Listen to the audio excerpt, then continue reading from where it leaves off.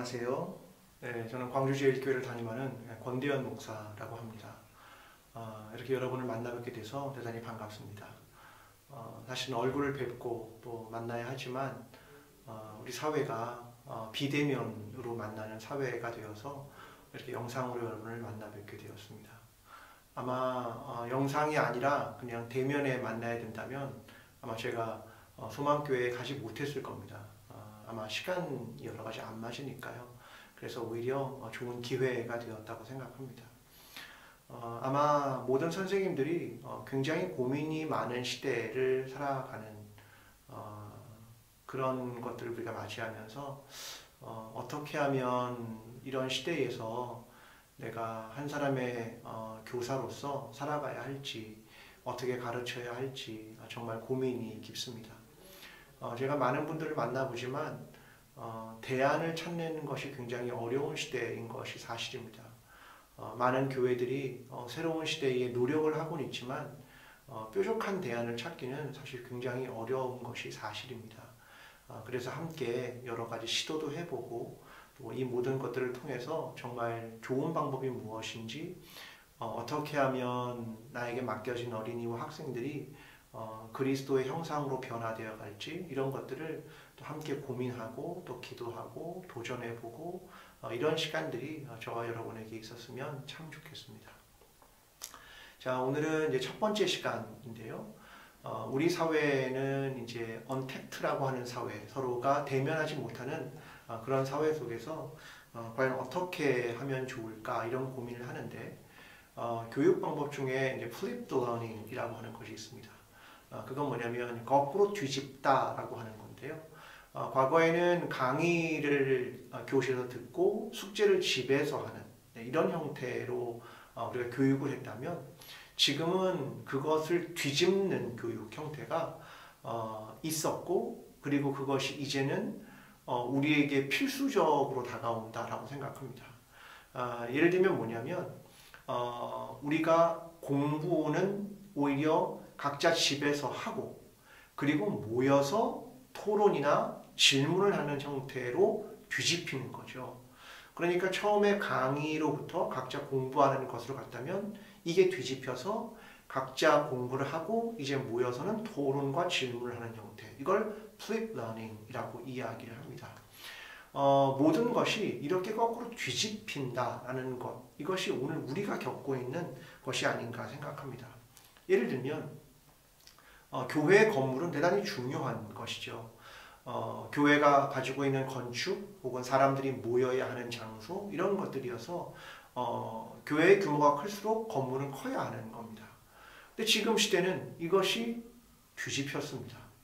예를 들면 우리가 2.5단계 사회적 거리를 두니까 아무리 큰 교회도 9명밖에 모을 수 없고 9명이 출석하는 교회도 9명입니다. 그러니까 건물이 크다라고 하는 것이 별로 도움이 되지 않는 거죠.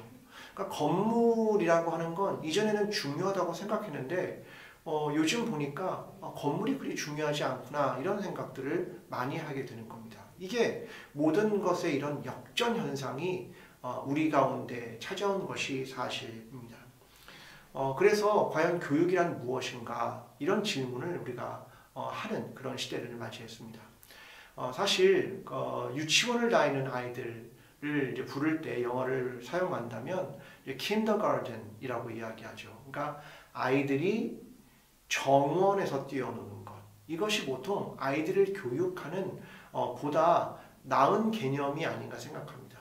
우리는 이전에 학교라고 하는 스쿨링 시스템이라고 하는 걸 굉장히 중요하게 생각했고, 이것이 굉장히 발전되어서 오늘날 사회에서 핵심적인 체제로 자리 잡은 것이 사실입니다. 그런데 이것도 뒤집히고 있는 거죠. 어쩌면 킨더가든처럼 아이들이 정원에서 뛰어노는 것, 그것이 오늘 우리가 다시 생각해야 하는 교육이 아닌가, 이런 생각을 하게 됩니다. 그동안의 교육은 아이들에게, 학생들에게 보다 구체적인 것을 많이 가르치고자 했습니다. 예를 들면 이런 거죠. 아이에게 장난감을 줍니다. 그런데 그 장난감이 예를 들면 A라는 형태의 로봇도 있고 B라는 형태의 로봇도 있고 C라는 형태의 로봇이 있으면 이것을 아이에게 구체적이기 때문에 계속해서 전달을 해야 합니다. 아이도 계속 많은 것을 가지려 하고 또 만족감도 떨어집니다. 여러분, 그런데 어쩌면 이것이 뒤집혀서 과거에 놀았던 형태 없는 것들, 예를 들면 모래놀이나 찰흙 이런 것들은 어떤 구체적인 형태가 없는 겁니다.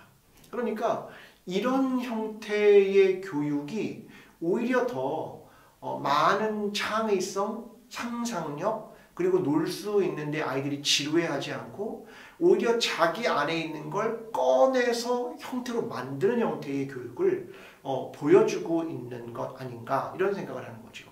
그러니까 이게 다 뒤집히는 역전현상이 있는 겁니다. 근데 교육이란요, 우리 안에 있는 것을 밖으로 끌어내는 게 원래 교육이라고 하는 겁니다. 그러니까 오늘날 코로나19가 우리에게 만들고 있는 것은 보다 본질적인 교육이 무엇인가? 아이들 안에 있는 걸 끌어내는 것이 무엇인가? 우리가 그동안 옳다고 생각했던 모든 것들을 새롭게 뒤집고 있다라고 생각을 합니다. 우리는 이런 용어를 쓰죠. 교회 학교 혹은 주일 학교. 그러니까 모두 이 스쿨링 시스템을 가지고 있는 겁니다. 그리고 그 중심에 뭐가 있냐면 교회가 있고 주일이라는 시간이 있는 겁니다. 모든 것이 이 통제 안에서 이루어진다라고 하는 것이 우리가 그동안 교육을 했던 그런 내용들이었습니다. 그런데 이 모든 것이 역전이 되고 있는 거죠. 사실 학교라고 하는 건 성경에 등장하지 않는 단어이죠. 오히려 성경이 말하는 공동체를 의미하는 단어라면 church, 교회입니다. 그래서 미국에 있는 교회들에 있는 아이들이나 청소년 이런 것들을 부를 땐 교회 학교, 주일 학교 이런 말을 잘 쓰지 않고요. 사실 children's church 혹은 youth church라는 말을 씁니다. 그러니까 본래 가지고 있는 교회의 공동체가 무엇인가? 그 이름에 그냥 교회라고 하는 이 단어를 그대로 사용하고 있는 겁니다. 우리는 이제 코로나19 시대를 맞아서 정말 교육이란 무엇인가, 내가 교사로서 가르쳤던 그것은 무엇인가를 다시 한번 생각할 때가 되었다고 생각합니다. 오늘 우리는요, 사실 그 생각을 해보는 겁니다. 벽에 부딪힌 거죠. 그러니까 그동안은 그냥 자연스럽게 해왔는데 이게 벽에 부딪힌 겁니다. 첫 번째 이유는 상황이죠. 오늘 우리가 비대면으로 만날 수밖에 없는 상황, 이것이 우리로 하여금 벽에 부딪히는 첫 번째 것을 만들었죠.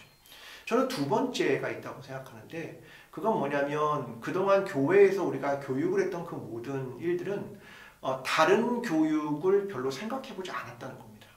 이게 우리가 한계와 벽에 부딪히는 두 번째 이유라고 생각합니다. 지금도 여전히 교회에서 하는 교육들은 어릴 때 선생님들이 배웠던 그런 시간들, 그런 교육들, 그런 교육의 방법들, 그런 것들을 사실 그리 크게 변화되지 않고 그대로 사용하는 경우가 얼마나 많이 있는지 모릅니다. 그러니까 우리가 어려운 건 이런 거죠. 코로나19 시대가 그동안 한 번도 가보지 않았던 길을 가야 하는 상황에서, 그렇다면 중요한 것이 뭐냐면 이미지네이션입니다. 상상력이라고 하는 거거든요. 왜냐하면 한 번도 가보지 않았기 때문에 어느 누구도 경험해보지 못한 겁니다. 그러니까 사람들 속에 이것을 통과할 수 있는 지혜가 있다면 저는 그것을 상상력이라고 말하고 싶습니다.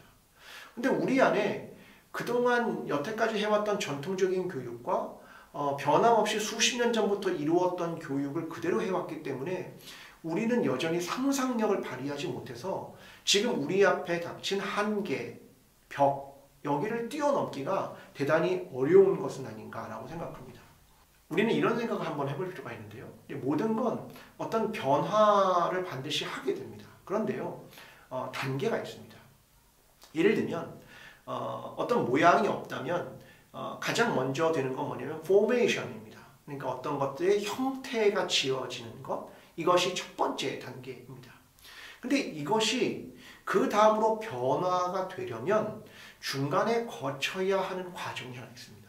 그게 뭐냐면 디포메이션입니다. 그러니까 원래 포메이션으로 형태가 있었던 것이 한번 붕괴돼야 됩니다. 이것이 붕괴되지 않고 이것이 여기서 모양이 해체되지 않으면 새로운 변화, 트랜스포메이션이라고 하는 것을 맞이할 수 없다는 거죠. 그러니까 포메이션은 트랜스포메이션을 바로 갈 수 없습니다. 반드시 디포메이션이라고 하는 형태가 붕괴되고 이전의 것들이 부서지는 과정이 반드시 있어야 새로운 변화로 갈 수 있다라고 하는 것을 이해해야 한다는 겁니다. 그러니까 코로나19 시대에 우리가 이전에 형태 지어진 것이 변화되기 위해선 거쳐야 하는 과정이 무엇이다? 이전에 했던 것들이 붕괴되는 것. 그것이 무엇일까? 그것을 한번 좀 몇 가지로 생각해 보고자 합니다. 첫 번째는요, 우리가 생각해야 할 것은 다음 세대에 대한 이해입니다. 그러니까 학생에 대한 이해, 어린이에 대한 이해, 그 다음 세대에 대한 이해가 깨져야 되는 거고요. 그게 때로는 붕괴돼야 되고요. 때로는 해체돼야 된다는 겁니다. 자, 이제 예를 좀 들어보겠습니다. 제가 예전에 이제 미국 장로교회 총회에 그냥 볼런티어로 참여한 적이 있었습니다. 가서 회의장에 갔는데요. 굉장히 재미있는 걸 발견했습니다. 자, 총회장 선거를 했습니다.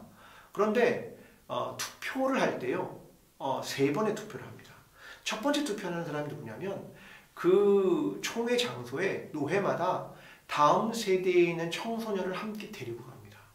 그래서 그 옆에 반드시 다음 세대의 청소년들이 앉아있고 그 다음 세대들이 먼저 투표를 합니다. 그래서 버튼을 누르면 총회의 총회장으로 나오는 사람들 뭐 1번, 2번, 3번이면 그냥 바로 그래프가 올라갑니다. 이걸 행합니다. 자, 근데 이건 뭐 총회 투표의 실질적인 건 아닙니다. 그러나 뭘 할 수가 있냐면 다음 세대의 시각에서 우리가 원하는 총회장은 이 사람입니다. 이걸 보여주는 겁니다. 두 번째는요, 선교사들이 참석합니다. 그래서 선교사들이 두 번째 투표를 합니다. 그러면 역시 그래프가 올라갑니다. 그러면 뭘 보여주냐면 선교사들이 원하는 총회장은 이 사람입니다. 이걸 보여주는 겁니다. 그리고 세 번째, 진짜 총대들이 앉아서 투표를 합니다. 물론 이게 진짜죠. 그런데 앞에 두 개의 과정을 가는 것은 정말 중요한 건 뭐냐면 우리의 다음 세대와 우리의 선교입니다. 그래서 그 영향을 받게 되는 겁니다. 아, 다음 세대가 원하는 사람은 이 사람이구나. 선교사들이 원하는 사람은 이 사람이구나. 이거를 이해하고 그리고 총대들이 투표를 한다라는 것을 제가 보면서 깜짝 놀랐습니다. 그러니까 우리는 다음 세대를 어떻게 이해하고 있냐는 겁니다. 그냥 선생님들이 아이를 가르치는 것, 그래서 그 아이는 가르침을 받아야 하는 학생이야 라고 이해하는 것으로 끝나고 있느냐, 아니면 다음 세대가 이끌어 갈 사람으로 이해하고 있느냐, 그 차이가 있다는 겁니다. 다음 세대의 아이와 학생, 그리고 그 아이는 어리다고 해서 그냥 아이나 학생으로 취급해서는 곤란하다라는 것을 우리에게 보여주고 있는 겁니다. 자, 예를 들어 볼까요? 어린아이와 어른들이 예를 들면 자, 추석이 다가왔습니다. 그러면 자, 추석에 원하는 선물이 있습니다. 그러면 아이들은 뭘 원한다고 생각하십니까? 젊은이들과 청소년들과 어린아이들은요, 어떤 걸 바랄 것 같습니까? 장난감일까요? 무슨 로봇 인형일까요? 아닙니다. 어른들하고 똑같습니다. 예를 들면 스마트폰, 그죠? 뭐 에어팟 이런 것들을요, 아이들도 똑같이 원합니다. 또 생각해 볼까요? TV 프로그램을 볼 때요, 뭐 예능 프로그램을 본다고 생각해 보십시오. 그러면 어린아이들과 어른들이 전혀 다른 프로그램을 본다고 생각하십니까? 아니요, 그렇지 않습니다. 똑같은 것을 보고 있습니다.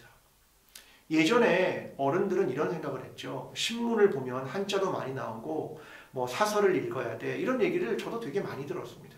그건 어른들이 그런 정보를 독점할 수 있어서 그랬습니다.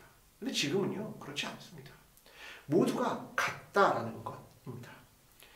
오늘날 뭐 아이들한테 뉴스에 대해서 물어보면 모를 것 같습니까? 있죠. 정보를 얻는 곳이 다를 뿐입니다. 어른들은 신문이나 뭐 방송 이런 걸 통해 얻지만 다음 세대들은요 그런 데서 얻지 않습니다. 다음 세대가 주로 하는 건 인스타그램, 유튜브 이런 걸 통해서 뉴스를 계속 접하게 된단 말입니다. 그러니까 우리가 이해하는 다음 세대는 내가 그동안 알고 있던 어린아이와 학생일까? 다 그렇지 않다.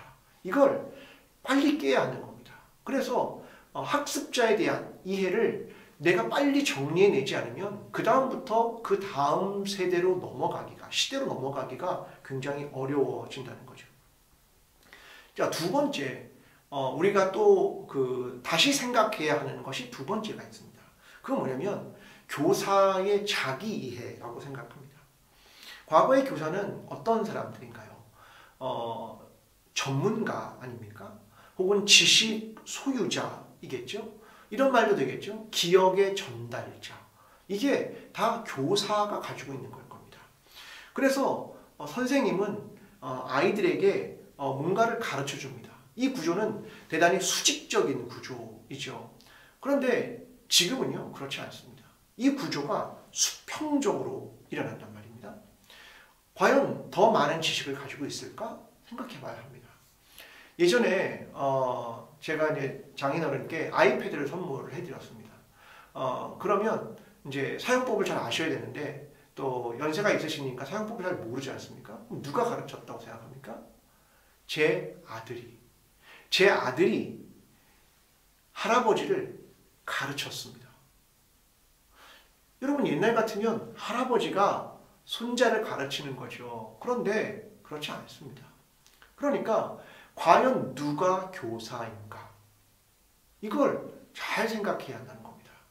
과연 지식을 전달하는 거에 그친다면 지금은 양상이 달라졌습니다.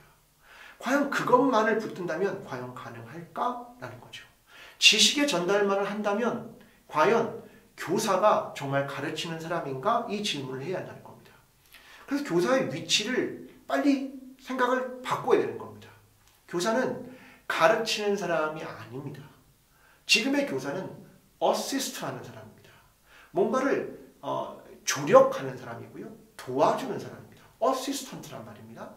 이것으로의 전환을 빨리 하지 않으면 새로 맞이하는 시대에 되게 어려워지는 겁니다. 왜요?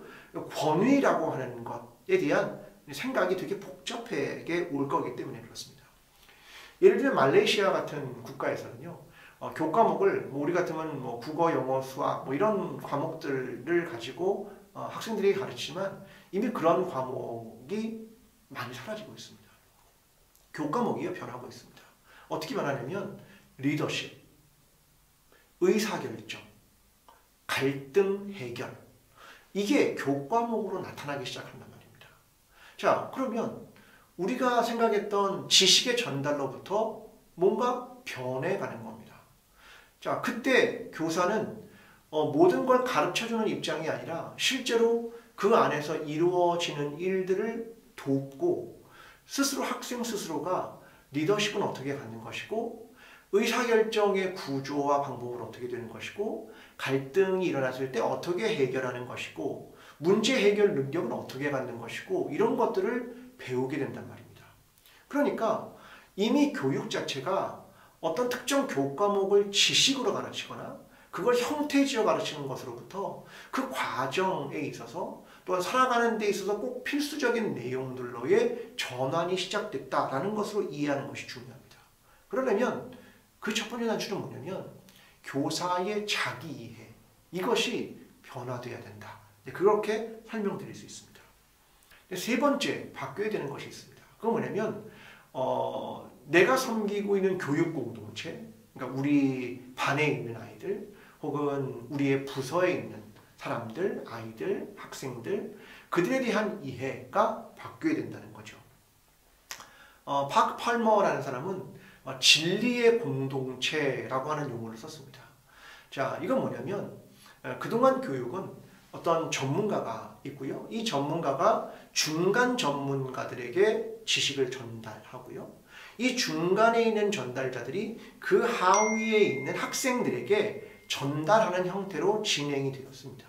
이게 보통 우리가 목사님, 혹은 교역자, 그 다음에 선생님들, 그리고 그 아래 학생들 이렇게 전달하는 구조로부터 진리의 공동체가 된다는 건 뭐냐면 우리가 배워야 할 것이 가운데 있고 인식자들이 그 주변에 있는 겁니다. 근데 거기에는 선생님이 될 수도 있고 학생이 될 수 있습니다. 이 말은 우리 모두가 배워야 하고 우리 모두가 진리를 인식해가는 한 사람이다 라고 하는 겁니다. 그러니까 우리가 생각하는 교육 공동체라고 하는 것, 그것이 무엇일까? 내가 맡고 있는 아이들과 이루고 있는 교육 공동체에서 나는 과연 가르치는 자인가? 아니면 나도 배우고 인식하는 자인가? 이것으로의 변환, 이것이 있어야 된다는 겁니다. 이것이 교육 공동체에 대한 전환일 겁니다. 여러분, 시대는요, 이제 상상력이 필요한 시대가 되었습니다. 이전에 했던 것들, 그 중에 좋은 역사들과 또 우리가 유지해왔던 소중한 것들을 간직해야 하지만 이제는 정말 상상력을 발휘하지 않으면 어떻게 내가 대해야 할지 이런 것들을 깊이 고민하는 시대가 되었습니다. 월터 브루그만이라는 유명한 구약학자가 있습니다. 그 사람의 쓴 책은 제목이 이건데요. 예언자적 상상력이라는 책이 있습니다. 거기에 보면 예언자를 이렇게 설명합니다. 기존 체제에 저항하고 대안을 내놓는 사람이 예언자입니다. 이렇게 설명을 합니다. 그리고 공동체란 무엇이냐면 기존 체제와 지배 문화가 만든 가상현실에 맞서서 진실을 찾아가는 것이 공동체입니다. 굉장히 의미심장한 말을 하고 있습니다. 오늘 어쩌면 저와 여러분이 상상력을 가진 사람들, 그리고 예언자처럼 오늘의 시대에 대안을 내놓는 한 사람이 되어야 할지도 모릅니다. 그리고 우리가 찾아가야 하는 건 그동안 세상에 보여줬던 가상현실과 같은 이것이 진실한 건 아닌데 라는 것으로부터 우리가 학생들을 만나면서 어린아이들을 만나면서 진실한 것이 무엇인지, 하나님의 나라가 무엇인지, 진리를 찾아가는 것이 무엇인지, 그런 것들을 공동체가 함께 찾아가도록 돕는 것이 얼마나 중요한 것인지 그것을 깊이 생각해야만 합니다. 영화 한 편을 소개하고 오늘 첫 시간을 마칠 텐데요. 굉장히 재미있게 봤던 영화입니다. 월터의 상상이 현실이 되다. 여러분 시간 되시면 한번 보면 좋겠습니다. 자, 여기에 나오는 주인공은요, 월터 미티라는 사람인데요. 약 16년간 라이프라는 잡지에서 사진을 담당하는 책임자로 있는 사람입니다. 근데 라이프라는 이 잡지가 곧 폐간을 하게 되고요. 마지막 잡지를 발간하는데 표지를 어떤 사진으로 할까? 이것 때문에 굉장히 고민이 많았습니다. 근데 굉장히 유명한 사진작가로부터 사진들을 받게 됩니다. 근데 그 중에서 정말 중요한 것 하나를 표지로 하면 되겠다라고 했는데 소파가 와서 보니까 거기가 비어 있는 겁니다. 그래서 이 월터가 이 마지막 사진이 무엇이었는지, 어디서 잃어버렸는지 그걸 찾아가는 과정이 이 영화의 내용입니다. 그러면서 뭘 찾게 되냐면 마지막 사진이 결국 뭐냐면 이 월터가 자기 자신을 찾아가는 과정, 그리고 자신의 삶에 묵묵히 성실하게 일을 하는 것, 그것을 마지막 사진으로 찍어서 그것이 마지막 그 라이프라는 잡지에 올라가게 됩니다. 그러니까 뭐냐면 이 영화가 보여주는 건 우리의 상상이 현실이 되는 것과 함께 진실을 찾아가는 것, 나 자신을 찾아가는 것, 그것이 무엇인가를 우리에게 보여주고 있습니다. 코로나 시대라고 하는 참 어려운 시대를 맞이합니다. 이제는 포스트 코로나, 위드 코로나, 이런 수많은 말들 속에 이제는 새로운 시대가 우리에게 분명히 다가온다라는 것이 사실입니다. 그때 우리는 어떤 변화를 시작해야 합니까? 나의 학생과에 대한 이해와 자신에 대한 이해와 교육 공동체에 대한 이해를 나는 어떻게 전환할 것인가? 그 고민을 꼭 해주시고 그것을 통해서 우리가 새로운 교육 공동체를 만들어 나아가고 선생님들이 함께 상상력과 대안을 찾아가는 그런 모든 선생님들이 되시면 좋겠습니다. 이것으로 첫 번째 시간을 마치겠습니다. 감사합니다.